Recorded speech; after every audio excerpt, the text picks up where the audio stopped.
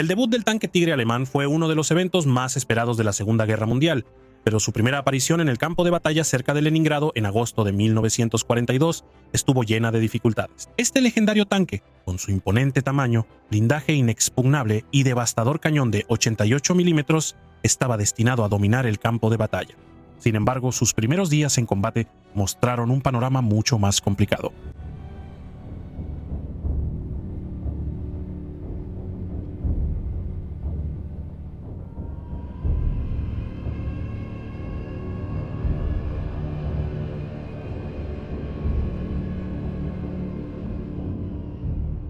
La llegada del Tigre se mantuvo en secreto, y los soviéticos al principio no estaban al tanto de todas las capacidades de esta nueva arma. Eso cambió drásticamente en el frente de Volkhov, donde las fuerzas soviéticas hicieron un descubrimiento que influiría en sus estrategias durante el resto de la guerra.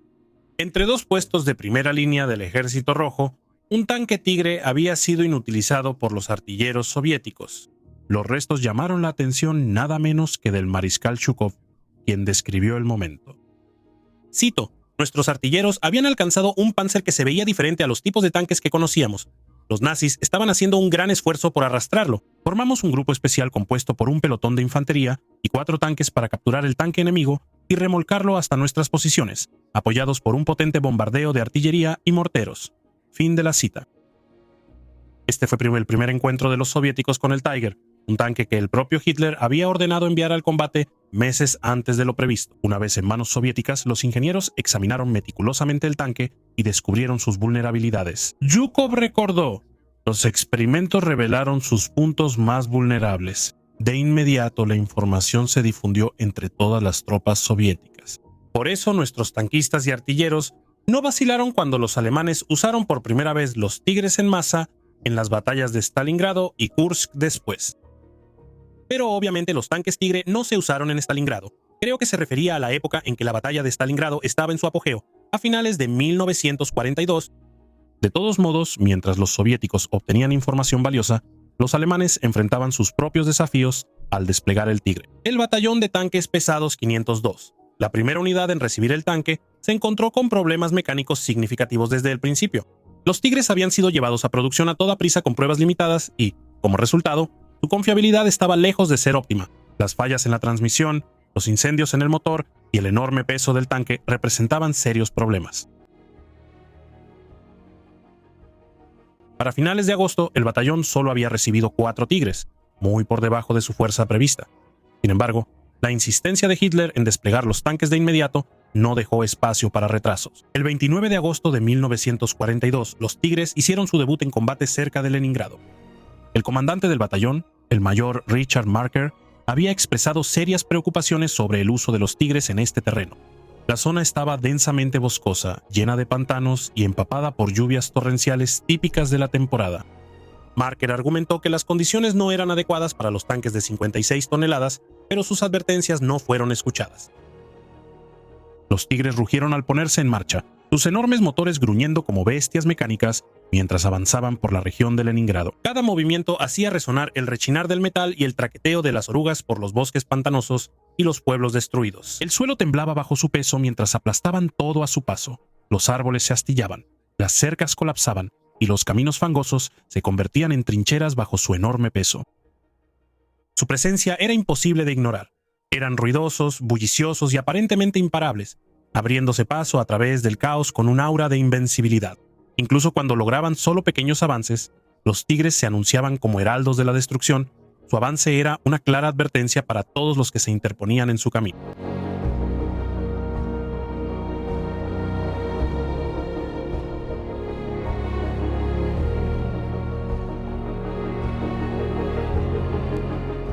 Sin embargo, los resultados fueron desastrosos. Cuando el pelotón de 4 Tigres avanzó, rápidamente se encontraron atascados en el lodo. Las ruedas entrelazadas del tanque, diseñadas para distribuir su enorme peso, se atascaron con lodo espeso y pegajoso. 2 Tigres sufrieron fallas en la transmisión debido al esfuerzo, mientras que el motor de un tercer vehículo se averió por completo. Con su movilidad reducida, los Tigres eran blancos fáciles. Aunque los soviéticos no capturaron estos Tigres en este enfrentamiento, el esfuerzo para recuperarlos fue monumental. Cada tanque requería 3 semiorugas de 18 toneladas para remolcarlo de regreso a un lugar seguro, y las piezas de repuesto tenían que ser enviadas por avión desde Alemania, una pesadilla logística para un batallón que operaba en lo profundo del territorio enemigo. A pesar de las fallas mecánicas, los Tigres fueron reparados y regresaron al servicio a mediados de septiembre. Sin embargo, su segundo despliegue, el 22 de septiembre, resultó aún peor. Una vez más, el terreno difícil resultó ser demasiado para los tanques. Los 4 Tigres se averiaron o quedaron atascados, e incluso uno se incendió. Esta vez, solo se recuperaron 3. El cuarto, abandonado por su tripulación, se consideró en riesgo de caer en manos soviéticas. Marker propuso destruir el tanque, pero el alto mando lo desautorizó, prefiriendo preservar el vehículo. Finalmente, en noviembre, los alemanes se vieron obligados a destruir el vehículo después de meses de intentos fallidos de recuperación. Esto marcó la primera pérdida total de un tanque Tigre. Los fracasos cerca de Leningrado tuvieron consecuencias importantes para Merker. Aunque él había desaconsejado repetidamente desplegar los Tigres bajo esas condiciones, fue considerado responsable de los reveses del batallón y posteriormente fue relevado del mando. Sin embargo, la culpa realmente recaía más arriba en la cadena de mando, con la orden prematura de Hitler de desplegar el tanque sin pruebas ni apoyo adecuados.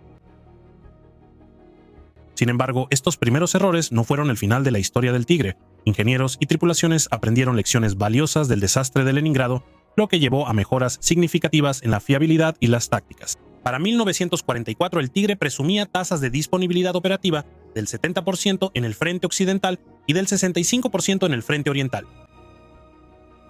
La temible reputación del tanque solo creció a medida que se convirtió en una piedra angular de las divisiones blindadas de Alemania, capaz de cambiar el curso de la batalla cuando se usaba de manera efectiva. El debut del tanque Tigre pudo haber sido un desastre, pero fue el comienzo de un legado que lo convertiría en uno de los tanques más icónicos de la historia.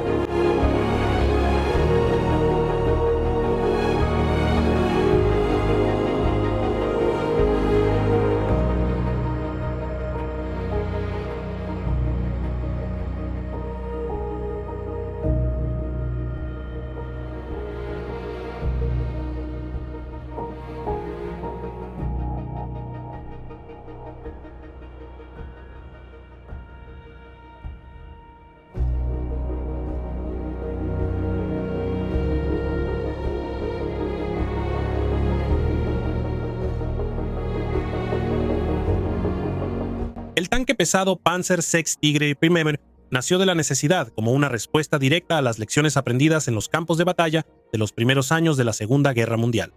Las campañas de Blitzkrieg de mayo de 1940 en el oeste habían expuesto las limitaciones de los tanques alemanes existentes al enfrentarse a oponentes fuertemente blindados como el Matilda II británico. De manera similar, la invasión de la Unión Soviética en 1941 reveló una amenaza aún más grave: los tanques soviéticos T-34 y KB-1. Estos vehículos, con su blindaje inclinado revolucionario y cañones potentes, demostraron ser casi invulnerables al arsenal estándar de tanques alemanes. Las tripulaciones alemanas a menudo veían cómo sus proyectiles rebotaban inofensivamente en el blindaje soviético, mientras que el fuego de respuesta atravesaba sus Panzer III y IV con una eficiencia devastadora. Estos encuentros aleccionadores subrayaron la urgente necesidad de un tanque capaz no solo de igualar, sino de superar decisivamente a estos adversarios. En respuesta, los ingenieros alemanes emprendieron varios proyectos de diseño ambiciosos durante 1940 y 1941, con el objetivo de crear un tanque que combinara un poder de fuego, blindaje y movilidad sin igual. Entre los competidores, Henschel y Porsche surgieron como los principales contendientes. Después de rigurosas pruebas y evaluaciones, el alto mando seleccionó el prototipo de Henschel en mayo de 1942, designándolo como Panzer VI modelo E-Tiger I. Esta elección fue influenciada por el diseño más simple y confiable de Henschel, en comparación con la alternativa de Porsche, que había sufrido problemas mecánicos durante las pruebas. Adolf Hitler personalmente se interesó en el desarrollo del Tiger, viéndolo como un símbolo de la superioridad tecnológica y militar alemana. La orden de producción fue asombrosa. Se debían construir 1.500 unidades, un compromiso monumental para un vehículo que costaría más que cualquier otro tanque alemán de su época. Cada Tiger requería una enorme cantidad de recursos y mano de obra para su construcción, con un costo de producción estimado de más de 250.000 marcos del Reich por unidad, más del doble que un Panzer IV. El tanque era una maravilla de la ingeniería, pero también reflejaba la creciente apuesta de Alemania por la calidad sobre la cantidad en sus divisiones blindadas, a medida que la guerra se prolongaba y los recursos se volvían más escasos. Henschel comenzó la producción en agosto de 1942 en su planta de Kassel, con los primeros modelos saliendo de la línea de ensamblaje bajo la atenta mirada de ingenieros y técnicos. Durante los siguientes 2 años, se construyeron un total de 1.354 Tigres antes de que la producción cesara en septiembre de 1944. De estos, aproximadamente 500 fueron asignados a unidades de las Waffen-SS, lo que subraya el deseo del alto mando de equipar a sus formaciones de élite con el mejor equipo disponible. Inicialmente, estos tanques se distribuyeron entre 3 compañías divisionarias de tanques pesados. A medida que avanzaba la guerra, estas compañías fueron reorganizadas en batallones pesados de tanques SS independientes, lo que permitía una mayor flexibilidad operativa y una potencia de fuego concentrada. El Tiger I era un coloso en el campo de batalla, pesando 56 toneladas, derivado del infame cañón antiaéreo Flak 88, trajo tanto ventajas como problemas iniciales. Pasarían varios meses antes de que las Waffen-SS y el Heer recibieran su asignación de tanques Tiger durante el invierno de 1942 a 1943. Para entonces, las 3 divisiones de élite de las SS habían completado su transición de formaciones motorizadas a granaderos Panzer, incorporando los tanques Tiger en su estructura para crear formidables compañías de tanques pesados. Cada una de estas compañías recibió 14 tanques Tiger, aumentando dramáticamente su poder de combate. Estas unidades pronto demostrarían el devastador potencial de los tanques Tiger en el campo de batalla. La primavera de 1943 vio el primer despliegue importante de tanques Tiger de las Waffen-SS en la tercera batalla de Yarkov. Aquí demostraron su valía, atravesando las defensas soviéticas con sus cañones de 88 milímetros y resistiendo todo excepto el fuego enemigo más pesado. Las tripulaciones de tanques soviéticos, acostumbradas a las vulnerabilidades de los modelos alemanes anteriores, se horrorizaban al ver que sus proyectiles rebotaban inofensivamente en el blindaje de los tanques Tiger. Los relatos del campo de batalla describían a los tanques Tiger como aparentemente invencibles, avanzando metódicamente y dejando destrucción a su paso. Sin embargo, incluso mientras ganaba una temible reputación, el diseño y la producción del Tiger reflejaban la situación estratégica cada vez más desesperada que enfrentaba Alemania. Su complejidad, alto costo y demandas logísticas lo convirtieron en un arma de doble filo, un tanque que podía ganar batallas, pero que agotaba los recursos de una nación que luchaba en múltiples frentes.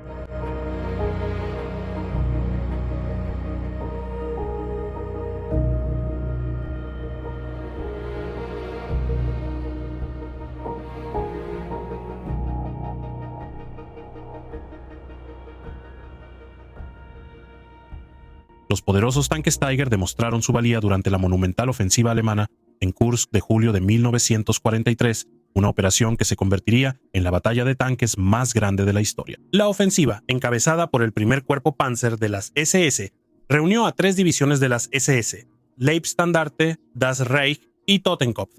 En su arsenal tenían 422 tanques, incluyendo un contingente de 41 Tiger. Estos colosos blindados, con su grueso blindaje y devastadores cañones de 8.8 centímetros, representaban la vanguardia de la ingeniería alemana y la letalidad en el campo de batalla.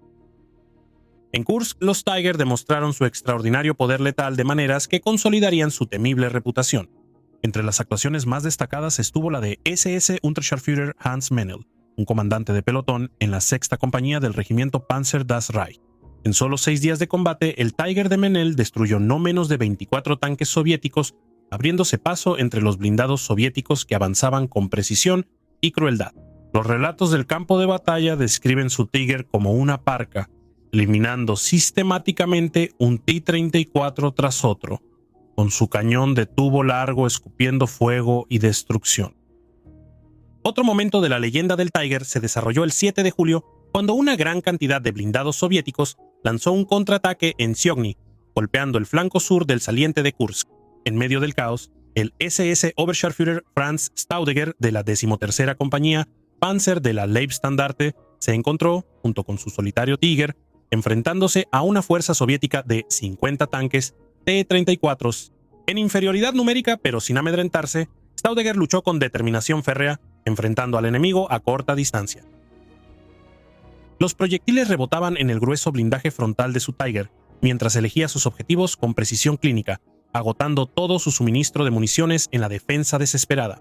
Para cuando los blindados soviéticos maltrechos se retiraron, el Tiger de Staudinger había destruido la asombrosa cantidad de 22 tanques enemigos Esta hazaña le valió la Cruz de Caballero, un testimonio de la letal sinergia entre la ingeniería alemana y el valor individual. Después de Kursk, las unidades Tiger corrieron suertes distintas. La Leibstandarte fue enviada a Italia, con la tarea de reforzar las defensas alemanas ante el avance aliado. Mientras tanto, las divisiones Das Reich y Totenkopf permanecieron envueltas en las agotadoras batallas del frente oriental. Durante todo 1943, las compañías Tiger asignadas a estas divisiones continuaron luchando con determinación, infligiendo grandes bajas a las fuerzas soviéticas, que eran numéricamente superiores. Sin embargo, a principios de 1944, las exigencias de la guerra hicieron necesaria una gran reorganización. El alto mando retiró las compañías Tiger de estas divisiones y las envió a Alemania, donde formaron el núcleo de 3 nuevos batallones de tanques pesados, el 101, 102 y 103. Estos batallones reorganizados regresaron rápidamente al combate, desempeñando papeles fundamentales en la primavera de 1944 durante las frenéticas batallas defensivas en el frente oriental. El 102º Batallón de Tanques Pesados, adscrito al 2º Cuerpo Panzer, se distinguió en los feroces combates alrededor de Ternopil en abril. Los Tigres sirvieron como fortalezas móviles, deteniendo ola tras ola de ataques soviéticos con su devastador poder de fuego. Sin embargo, para este momento la supremacía en el campo de batalla del Tigre enfrentaba un desafío creciente: la aparición de nuevos tanques pesados soviéticos como el Iosif Stalin 2JS-2. Estos colosos, armados con un temible cañón de 12.2 centímetros y protegidos por un blindaje grueso, representaban una amenaza seria para los Tigres. Durante el primer enfrentamiento significativo entre estos dos titanes, en Targul Frumos, Rumania, en mayo de 1944, los Tigres tuvieron dificultades para penetrar el blindaje del JS-2 a distancias superiores a 1800 metros. El JS-2, en cambio, podía destruir un Tigre con un solo disparo bien colocado, obligando a las tripulaciones alemanas a adaptar sus tácticas y operar con mayor precaución. Las pérdidas de tanques Tigre I en el frente oriental aumentaron notablemente a medida que los soviéticos lograron la paridad en el campo de batalla.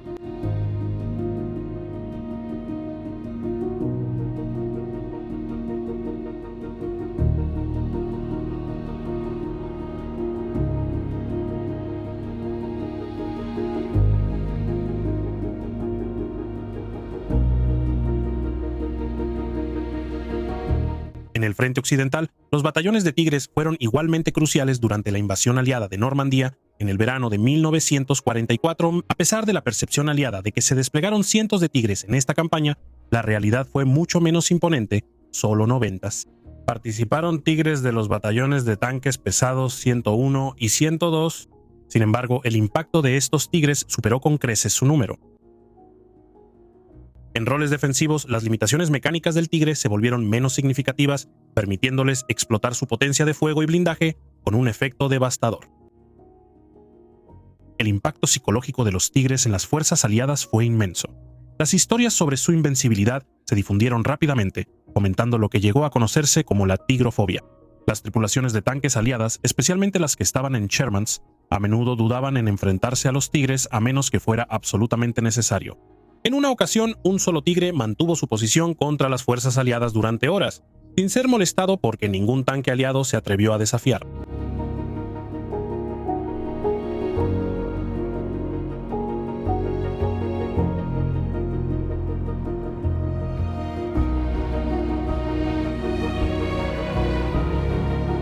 Los británicos pronto adoptaron una dura regla general: se necesitaban 5 Shermans para destruir un solo Tigre, y solo uno probablemente regresaría. El general Montgomery, preocupado por el efecto desmoralizador de estos relatos, incluso prohibió los informes de combate británicos que destacaban la destreza de los Tigres para evitar que minaran la moral. A pesar de estos desafíos, los batallones de Tigres continuaron causando grandes bajas a los aliados, y sus tripulaciones se ganaron una reputación por su habilidad y determinación inigualable. En el este, el oeste y en todos los lugares donde lucharon, los Tigres se ganaron su lugar en los anales de la historia militar. Su legado, definido tanto por sus triunfos en el campo de batalla como por el aura de miedo que inspiraba. Uno de los momentos más legendarios en la historia de las unidades Tigre se desarrolló en los campos y calles de Normandía en junio de 1944, durante los días cruciales que siguieron al desembarco aliado del día D. En el corazón de esta leyenda estaba el SS Obersturmführer Michael Wittmann, el as de Tigre más célebre de la Segunda Guerra Mundial. Las audaces acciones de Whitman el 13 de junio cerca de Villers-Bocage le valieron una fama perdurable y la reputación de ser uno de los comandantes de tanques más formidables de la guerra. Para el momento de su muerte, el 8 de agosto de 1944, Whitman había logrado una asombrosa cifra de 139 destrucciones confirmadas en combate, un logro que le valió la Cruz de Caballero con hojas de roble y espadas, uno de los más altos honores militares de la Alemania nazi. Sin embargo, fue la batalla cerca de Villers-Bocage, a menudo exagerada en los relatos, la que consolidó su legado. El encuentro ha pasado a la historia como el momento en que un solo tanque Tigre, comandado por Whitman, supuestamente destruyó toda una brigada blindada británica. Aunque la verdad fue más compleja, la batalla de todos modos mostró el poder devastador de los Tigres y las tácticas audaces de sus tripulaciones más hábiles.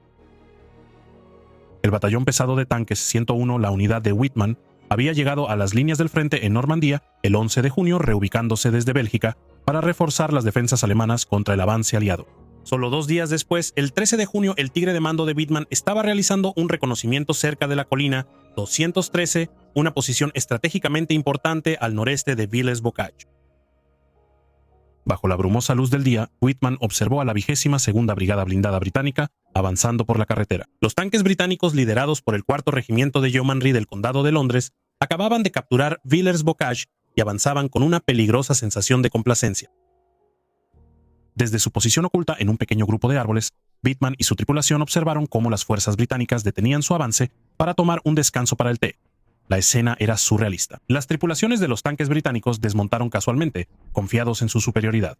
Se comportan como si ya hubieran ganado la guerra, gruñó el artillero de Whitman, SS Obersturmführer Voll. La respuesta de Whitman fue rápida y decidida. Vamos a demostrarles que están equivocados. Whitman ordenó rápidamente a su grupo de 5 tanques Tiger entrar en acción. Los Tiger descendieron hacia el oeste por la colina, rodeando la punta de lanza principal británica para posicionarse y lograr el máximo efecto sorpresa. El Tiger de Whitman tomó la delantera, avanzando rápidamente hacia las afueras orientales de Villers-Bocage. La escena se volvió caótica cuando el artillero de Whitman abrió fuego, destruyendo rápidamente 3 tanques Churchill pertenecientes al escuadrón de mando británico de la 22ª Brigada Blindadas.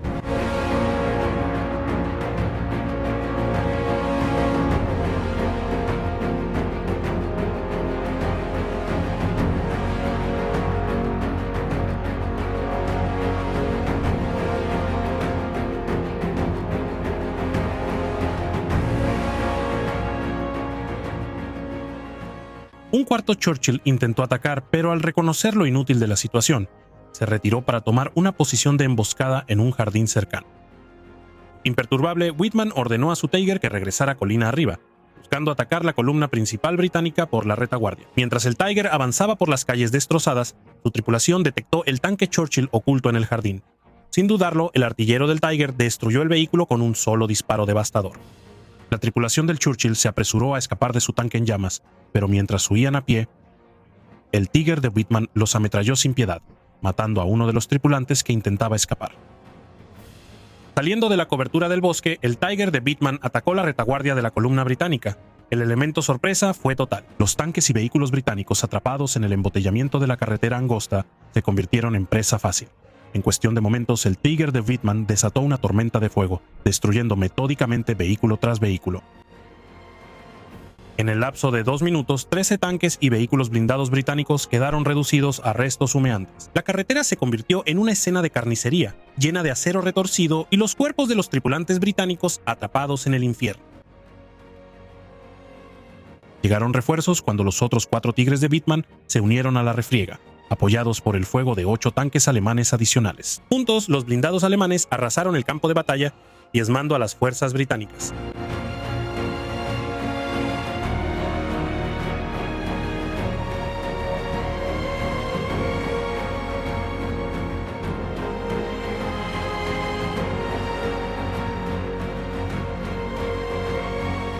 El enfrentamiento duró menos de 15 minutos, pero dejó una huella devastadora. Al concluir, 29 vehículos blindados británicos yacían destruidos, sus restos esparcidos a lo largo del camino, como sombríos monumentos al poder de los tigres alemanes. La batalla de Villers-Bocage se convirtió en un momento decisivo en la carrera de Whitman y en un símbolo del dominio del tanque Tigre en el campo de batalla. Aunque la afirmación de que el Tigre de Whitman por sí solo había aniquilado a toda una brigada era una exageración, Sus acciones audaces ese día fueron innegables. Había aprovechado cada ventaja que tenía. Su fuerza se detuvo para reabastecerse y rearmarse. El breve respiro fue esencial después del feroz enfrentamiento que dejó decenas de vehículos británicos humeando en el campo de batalla. Whitman, como buen estratega, partió una vez más, esta vez dirigiéndose hacia el oeste, de regreso al pueblo de Villers-Bocage, castigado por la batalla. Lo acompañaban otros 2 tanques Tiger, formando una columna pequeña pero letal.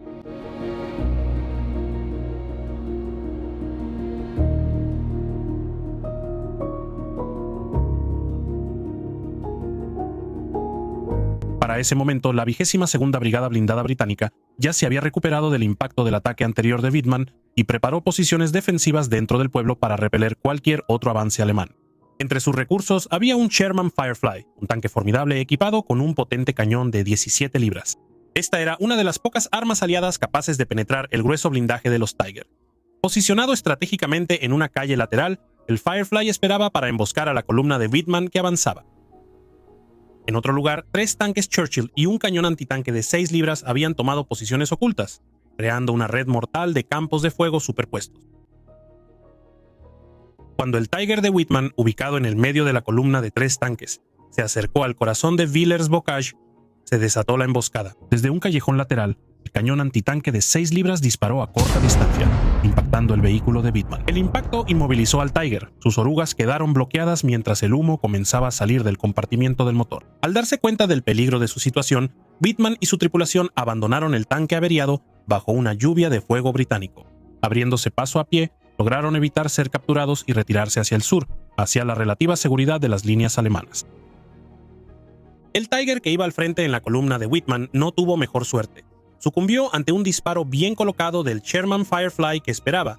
Su grueso blindaje fue perforado por el proyectil de 17 libras de alta velocidad del Firefly. La explosión resultante sacudió las estrechas calles de Villers-Bocage mientras las llamas envolvían el vehículo.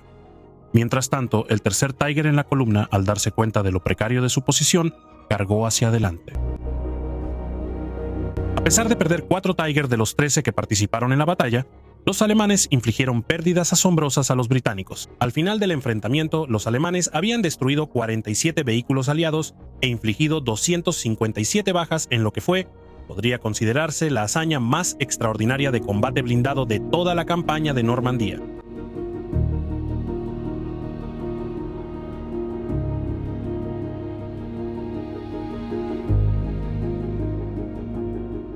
Sin embargo, por notables que fueran las acciones de Wittmann y los posteriores enfrentamientos con los Tiger, la situación para las fuerzas alemanas en Normandía se volvió cada vez más grave. Para el 8 de agosto de 1944, las líneas del frente alemanas estaban a punto de colapsar bajo la presión implacable de los aliados. Los aliados, impulsados por su superioridad numérica y su creciente supremacía aérea, desgastaron metódicamente las defensas alemanas. En este día fatídico, mientras las fuerzas aliadas avanzaban hacia la ciudad de Vire, los Tigres de la primera compañía del batallón pesado de tanques SS-102 lograron obtener un último éxito táctico. En una impresionante demostración de destreza en el campo de batalla, el Tiger comandado por el Untersturmführer Willy Fieg emboscó a una columna de tanques británicos. El Tiger de Fieg destruyó 14 de los 15 Shermans de la columna con fuego preciso y metódico. Los Sherman, superados en potencia de fuego y maniobrabilidad, quedaron reducidos a restos en llamas, esparcidos por el campo francés. El Tiger de Fieg, con su munición casi agotada, logró destruir un 15º Sherman con sus 2 últimos disparos antes de que el fuego aliado inmovilizara el tanque. A pesar de este contratiempo, el Tiger de Fieg fue remolcado a un lugar seguro por otros 2 Tigers, preservando el valioso vehículo para futuros combates. La ferocidad de las acciones de la primera compañía no terminó ahí. Ese mismo día, otros Tigers de la unidad destruyeron 9 tanques aliados adicionales, llevando su total a 24 en un solo día. Estos éxitos tácticos resaltaron el poder destructivo del tanque Tiger y la habilidad de sus tripulaciones. Sin embargo, estas victorias fueron efímeras ante el desastre estratégico mayor que se desarrollaba a su alrededor. Para mediados de agosto, las fuerzas aliadas habían logrado rodear al séptimo ejército alemán y a varias divisiones de las Waffen-SS en la bolsa de Falaise. El cerco marcó el principio del fin para las fuerzas alemanas en Normandía. A medida que los aliados cerraban el cerco, muy pocos tigres del batallón de tanques pesados, 102, lograron escapar del infierno. La mayoría fueron destruidos o abandonados, dejados atrás en el caos de la retirada. Ninguno logró cruzar de regreso el río Sena durante la frenética retirada alemana a finales de agosto de 1944.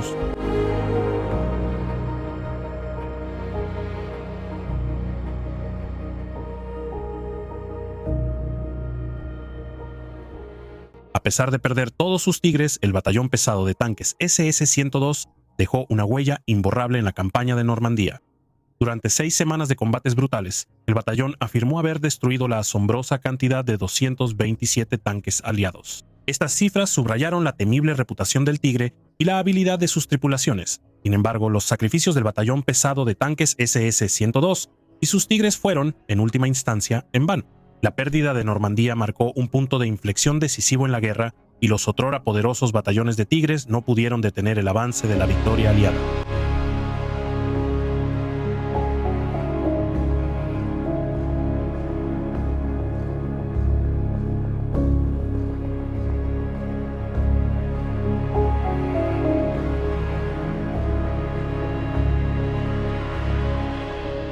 Para junio de 1944, el frente oriental estaba en llamas. La enorme Operación Bagration de la Unión Soviética había arrasado con el grupo de ejércitos Centro, paralizando las defensas alemanas y amenazando con colapsar todo el frente.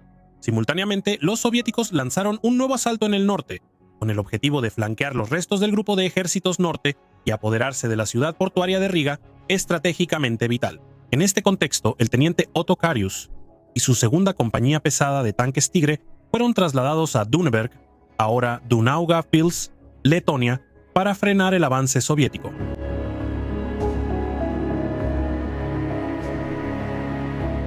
Karius, uno de los ases de tanques más reconocidos de Alemania, conocía lo que estaba en juego. La Wehrmacht estaba muy dispersa y cada decisión táctica tenía consecuencias enormes. El 22 de julio de 1944, Karius recibió órdenes de avanzar con su compañía de 8 tanques Tigre hacia el pueblo de Malinava al norte de Daugavpils. La inteligencia sugería que las fuerzas soviéticas habían comenzado a ocupar el pueblo, usándolo como base de operaciones para su vanguardia. Karius comprendía la gravedad de la situación.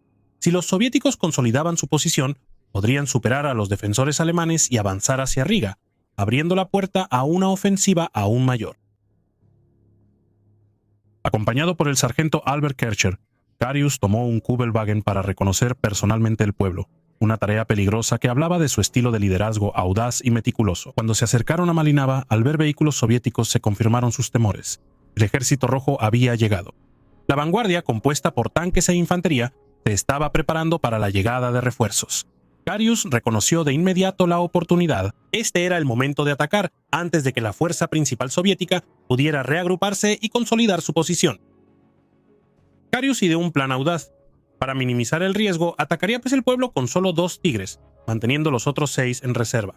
Solo había un camino que conducía a Malinava, y enviar a toda la compañía por este sendero estrecho crearía un cuello de botella peligroso, haciéndolos vulnerables a contraataques o fuego de artillería.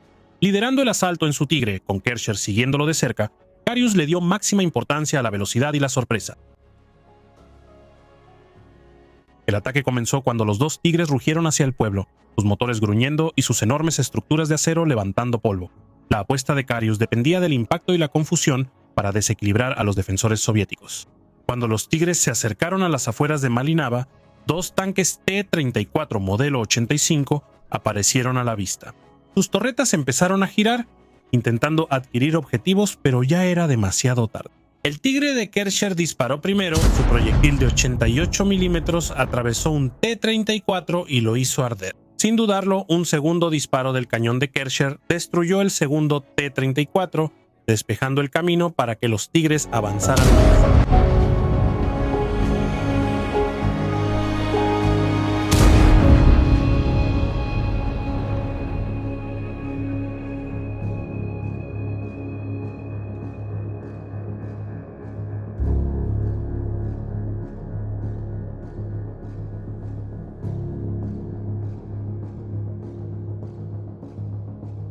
Mientras los tanques se adentraban más en el pueblo, Carius de repente vio una silueta desconocida al frente. Por un breve momento pensó que se enfrentaba a un Königstiger capturado, una perspectiva aterradora, pero al mirar más de cerca descubrió la verdad. Era uno de los formidables nuevos tanques pesados IS-2 de la Unión Soviética, armado con un cañón de 122 milímetros capaz de destruir un Tiger de un solo disparo.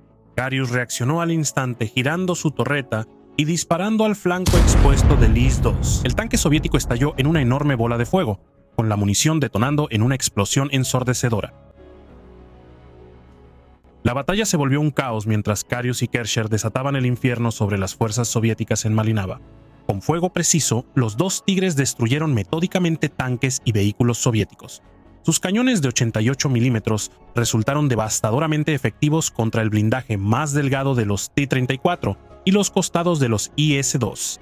Las explosiones resonaban por las estrechas calles mientras los restos en llamas cubrían la aldea. En solo 20 minutos de feroz combate, los dos Tigres habían destruido asombrosamente 17 tanques soviéticos, dejando la aldea en llamas y la vanguardia soviética en completo desorden.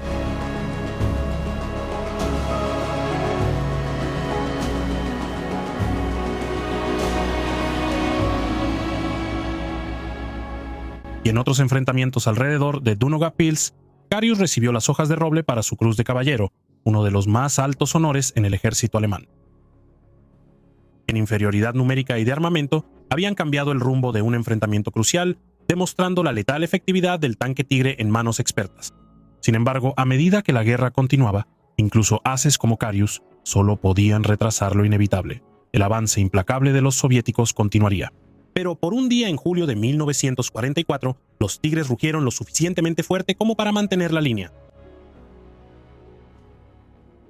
El 24 de julio de 1944, el teniente Otto Carius volvió a demostrar el liderazgo audaz que le había valido su estatus legendario. Conocido por reconocer personalmente terrenos peligrosos antes de enviar sus tanques a la batalla, Carius salió en su motocicleta con Sidecar junto a su conductor, decidido a reunir información vital antes de la siguiente operación. Esto era típico de Carius, quien a menudo lideraba en primera línea y nunca dudaba en ponerse en peligro. Sin embargo, esta audacia casi le costaría la vida. Cuando llegaron a una zona desolada cerca del frente, el retumbar de la artillería lejana se mezclaba con el suave susurro del bosque que los rodeaba. Carius se bajó de su motocicleta, escrutando el horizonte en busca de señales de posiciones soviéticas. De repente la tranquilidad se hizo añicos. Una ráfaga de disparos estalló desde la maleza. Era una emboscada. Las tropas soviéticas habían estado esperando, y en un instante las balas surcaron el aire. Carius fue que alcanzado en la pierna, el brazo y la espalda, cada impacto enviando oleadas de dolor ardiente a través de su cuerpo. Su conductor cayó a su lado, también herido. Mientras la sangre se acumulaba debajo de él, Carius, con su único brazo bueno, alcanzó su arma corta, desesperado por defenderse. Pero antes de que pudiera sacar su pistola, un oficial soviético se alzó sobre él, con su arma apuntando directamente a la cabeza de Carius. El tiempo pareció ralentizarse cuando el ruso apretó el gatillo. Por puro instinto, en un movimiento desesperado, Carius giró la cabeza justo cuando se disparó el tiro. La bala, que estaba destinada para acabar con su vida, le atravesó el cuello en su lugar. El dolor lo recorrió, pero de alguna manera, milagrosamente seguía con vida. Aferrándose apenas a la conciencia, Carius se encontró cara a cara con la muerte.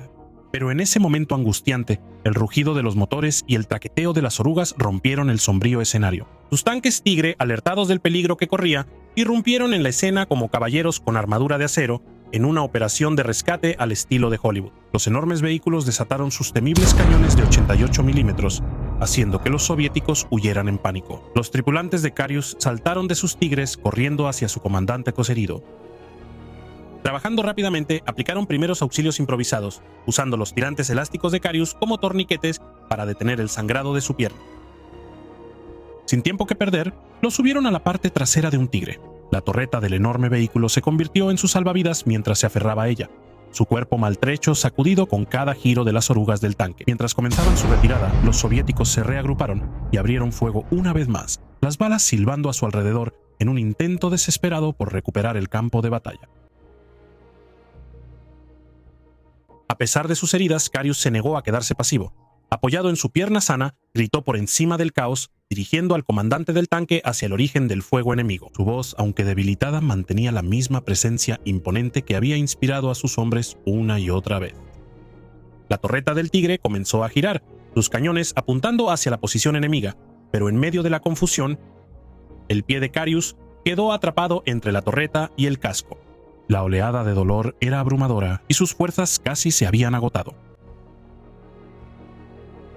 Finalmente, después de lo que pareció una eternidad, los tigres llegaron a una zona segura. Exhausto y consumido por el dolor, Carius fue trasladado a un hospital de campaña. Los cirujanos trabajaron incansablemente para estabilizarlo, tratando las heridas que lo habían dejado al borde de la muerte. De manera sorprendente, después de soportar balas en la pierna, el brazo, la espalda y el cuello, así como muchas otras heridas, Carius se recuperó por completo.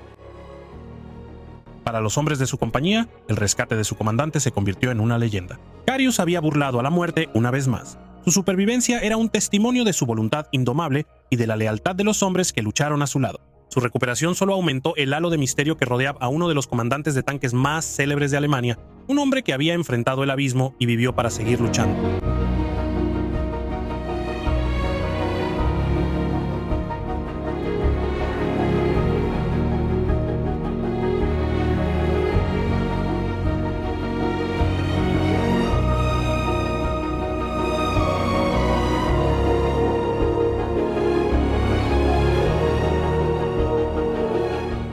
El tanque Tigre sigue siendo un titán de la historia militar, una máquina que no solo moldeó los campos de batalla de la Segunda Guerra Mundial, sino que también dejó una huella imborrable en la imaginación de generaciones.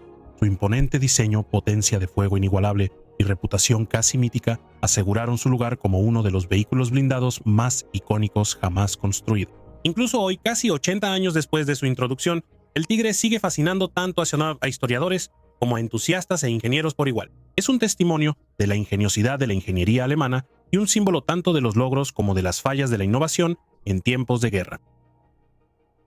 El legado del Tigre es inseparable de los hombres que lo comandaron, esos individuos excepcionales cuya habilidad y valentía convirtieron a este gigante de acero en una verdadera leyenda del campo de batalla. Más allá de Otto Carius, cuyas hazañas cerca de Malinava y más allá ejemplifican la audacia de los comandantes del Tigre, hubo otros ases cuyas historias son igualmente extraordinarias. Kurt Nispel, el as de tanques con más victorias de todos los tiempos, personificó la maestría en la guerra blindada. Con más de 160 tanques destruidos, la destreza de Knispel no tenía igual. Conocido por su vista aguda y mano firme, era un tirador que podía destruir objetivos a distancias impresionantes usando el cañón de 88 milímetros del Tigre con un efecto devastador. A pesar de su brillantez en el campo de batalla, Nispel se mantuvo como una figura humilde, cediendo a menudo el reconocimiento oficial a sus compañeros. Su dedicación a su tripulación y a su oficio le valió un lugar reverenciado en la historia. Johannes Bertha, otro personaje destacado entre los tanquistas, demostró todo el potencial del Tigre tanto en el frente oriental como en el occidental. Bertha, con más de 100 tanques enemigos confirmados destruidos, utilizó el Tigre para liderar contraataques y detener los avances enemigos en seco. Su agudeza táctica y su capacidad para mantener la calma bajo fuego lo convirtieron en uno de los comandantes de tanques más efectivos de la guerra. Paul Eger, quien pasó de volar con la Luftwaffe a comandar Tigres, aportó una perspectiva única al combate blindado. Su experiencia en los cielos influyó en sus estrategias en el campo de batalla, convirtiéndolo en un oponente letal e impredecible. La adaptabilidad de Eger demostró la versatilidad del Tigre en manos de comandantes innovadores.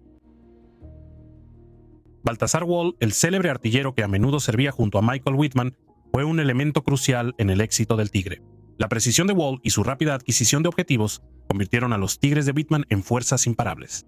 Juntos, su trabajo en equipo ejemplificó el vínculo entre un comandante y su tripulación, elevando al Tigre de ser una simple máquina a convertirse en un instrumento de destrucción perfectamente coordinado. Karl Körner, otro as formidable del Tigre, demostró la capacidad del tanque para dominar incluso ante probabilidades abrumadoras. Sus hazañas resaltaron no solo el poder del Tigre, sino también la ingeniosidad y el valor de sus operadores, quienes a menudo se encontraban enormemente superados en número y aún así salían victoriosos. Estos hombres y otros como ellos manejaron el Tigre con una destreza inigualable, consolidando su reputación como el rey del campo de batalla. Sus hazañas audaces son de leyenda, asegurando que el nombre del tigre esté para siempre asociado con precisión, poder y dominio. Pero el legado del tigre no está exento de complejidad. Aunque fue una maravilla de la ingeniería, también fue un símbolo del inmenso costo de la guerra. El tigre era costoso, requería muchos recursos y en sus primeras versiones era mecánicamente poco confiable. Su diseño, aunque innovador, reflejaba una estrategia alemana que dependía cada vez más de la superioridad tecnológica a medida que la guerra se volvía en su contra. La temible reputación del tigre a menudo superaba su presencia real en el campo de batalla. Era tanto un arma psicológica como física, inspirando una fobia al tigre entre las fuerzas aliadas, quienes a veces sobreestimaban la cantidad de tigres a los que se enfrentaban. Incluso en la derrota, la mística del tanque tigre perduró. Hoy en día sigue siendo uno de los vehículos más estudiados y celebrados en la historia militar. Su influencia es evidente en los diseños de tanques de la posguerra y en la doctrina moderna de blindados. Museos de todo el mundo conservan ejemplares sobrevivientes, atrayendo multitudes ansiosas por presenciar la magnitud y la artesanía de estas legendarias máquinas. El tigre también vive en la cultura popular. Desde películas y documentales hasta videojuegos y recreaciones históricas, el tigre sigue cautivando. Se ha convertido en un símbolo de la guerra blindada en sí misma, encarnando tanto el poder como la tragedia del combate mecanizado. Los historiadores debaten su papel, los entusiastas se maravillan de su diseño y los cineastas dan vida a sus historias, asegurando que el tigre siga siendo un tema de fascinación interminable. Al reflexionar sobre el legado del tigre, queda claro que su impacto va mucho más allá de su servicio en la Segunda Guerra Mundial. Representa la incansable búsqueda de la innovación militar y a los individuos extraordinarios que moldearon la historia tras su grueso blindaje de acero. La leyenda del tanque Tiger perdura, no solo como un arma de guerra, sino como un testimonio del poder de la ingeniosidad humana, el valor de quienes lucharon y las lecciones perdurables de la historia. Y con eso concluimos el video de hoy. Estoy increíblemente agradecido de que hayas estado aquí hasta el final. Tu apoyo realmente significa muchísimo para mí. Un enorme agradecimiento a mis increíbles patrocinadores. Si te gustaría apoyar el canal o tener acceso a contenido exclusivo, los enlaces a mi Patreon e Instagram están aquí abajo. Espero que hayas aprendido algo nuevo y como siempre nos vemos en la próxima aventura. Cuídate y adiós por ahora.